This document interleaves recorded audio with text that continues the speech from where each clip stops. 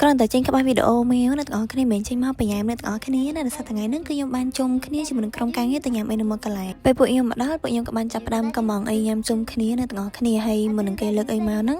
ខ្ញុំក៏ឃ្លាតដែរអញ្ចឹងក៏តើទៅរកទឹកអីញ៉ាំឬក៏របស់ញ៉ាំតិចតួចដើម្បីត្រប់ពោះសិនអញ្ចឹងអ្នកទាំងអស់គ្នា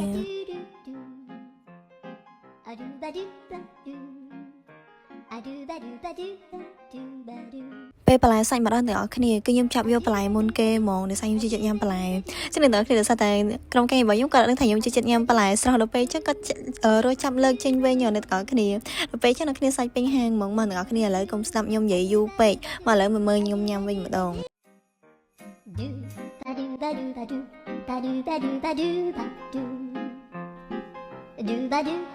មកអ្នកទាំងអស់គ្នាសម្រាប់វីដេអូរបស់ខ្ញុំគឺតែប៉ុណ្្នឹងឯងសម្រាប់បងដែលគាត់ចូលចិត្តវីដេអូហ្នឹងកុំភ្លេចជួយចុច like ហើយនិង share ឲ្យខ្ញុំម្នាក់មួយផងណាបងហើយបងដែលគាត់ចង់ឲ្យខ្ញុំធ្វើវីដេអូអីទៀតបងអាចជួយ comment នៅខាងក្រោមបានណាបងអរគុណច្រើនបាយបាយ